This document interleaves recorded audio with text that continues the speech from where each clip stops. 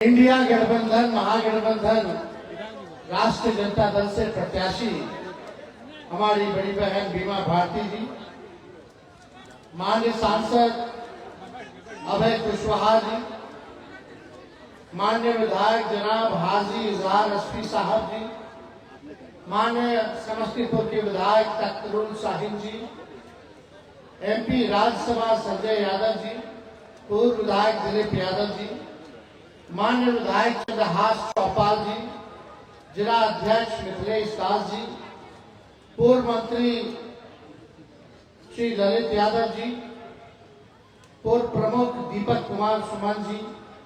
प्रखंड अध्यक्ष भवानीपुर जमशेद आलम साहब जी, प्रखंड अध्यक्ष सुपौली अशोक कुमार मंडल जी, माननीय पूर्व मंत्री आलोक कुमार मेहता जी, पूर्व जिला अध्यक्ष आलोक यादव जी, जनाब मोतीउर रहमान पूर्व मुखिया जी, इशरत प्रवीण जी, मोहम्मद शमीम जी, मोहम्मद सनर आलम साहब जी, मोहम्मद तबरेज आलम जी, नजरुल हसन जी, मोहम्मद फैज आलम साहब, राजेंद्र राम जी, राजू जी, मंजू अग्रवाल जी, माननीय विधायक रेखा पासवान जी, पूर्व महिला आयोग की सदस्यता प्रभावती माझी जी, अनवर आलम साहब जी, अमोद मंडल जी, जागेश्वर मंडल जी, प्रदीप मंडल जी, अजय मंडल जी, अवधेश मंडल जी, मुकेश ताती जी और यहाँ मौजूद सभी जनप्रतिनिधि तथा रुपौली भवानीपुर बड़हरा कोठी प्रखंड से आए हुए सम्मानित सभी हमारे बुजुर्ग, माताएं, बहनें, नौजवान, युवा साथी, सभी मतदाता जन का इस चुनावी जनसभा में आप सब लोगों का स्वागत करते हैं, आप लोगों का अभिनंदन करते हैं। और ये उपचुनाव हो रहा है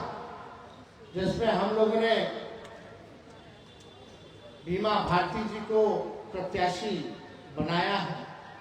इंडिया गठबंधन से, महागठबंधन से। आप सब लोगों ने 20 के चुनाव में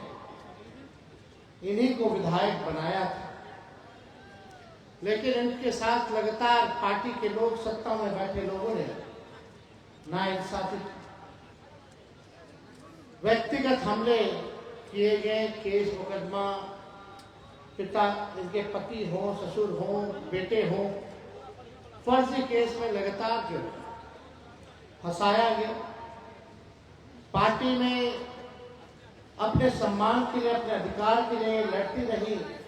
लेकिन इनको जिस पार्टी में पहले थी न सम्मान मिला न इनको अधिकार मिला। और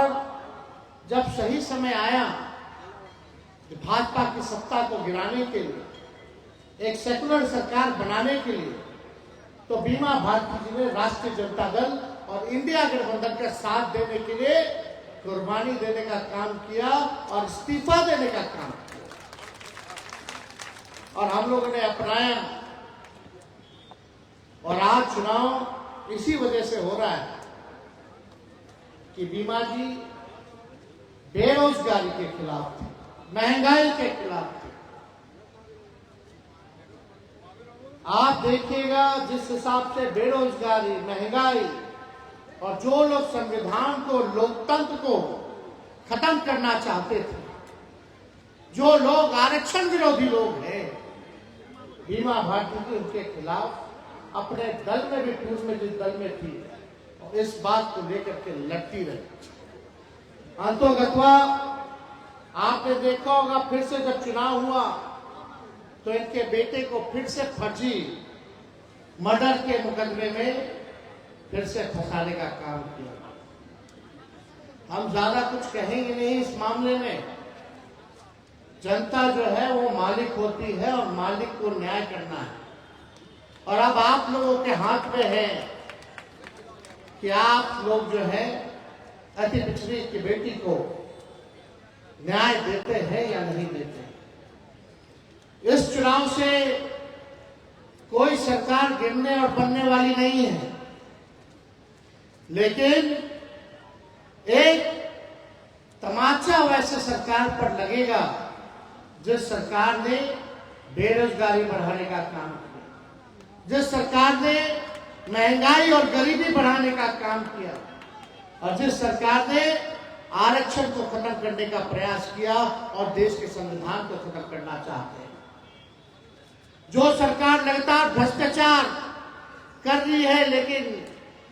किसी पे कार्रवाई नहीं हो रहा, ये एक संदेश जनता का जाएगा।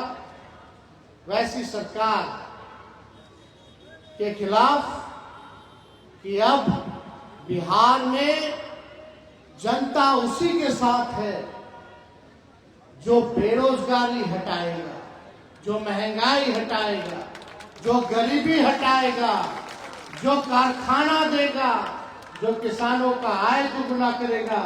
जो आरक्षण की सीमा को बढ़ाएगा, जो संविधान और लोकतंत्र को बचाएगा, जो विकास की बात करेगा, जो भाईचारे की बात करेगा। एक संदेश वो भी है। 20 के चुनाव में हम लगभग सरकार बना लिए थे, लेकिन मात्र केवल 5-7 सीट बेईमानी करके हम लोगों को हराया। हम लोगों ने स्वीकार किया और हम लोग विपक्ष में बैठे। हम लोगों की लड़ाई बेरोजगारी के खिलाफ चलती रही और जब हम 17 महीने उप मुख्यमंत्री बने, भाजपा को जब हम लोगों ने बिहार से बाहर किया और 17 महीने उप मुख्यमंत्री बने तो 5 लाख लोगों को सरकारी नौकरी हम लोगों ने देने का काम किया पूरे बिहार में। स्वयं सहायता समूह जितनी हैं उनके मानदेय को हम लोगों ने बढ़ाया, दुगुना किया। हम लोगों ने जाति आधारित गणना कराया और उसी जाति आधारित गणना के हिसाब से 75% जो है आरक्षण की सीमा हम लोगों ने बढ़ाया। किन किन लोगों का बढ़ाया हम लोगों ने आरक्षण? उस 17 महीने में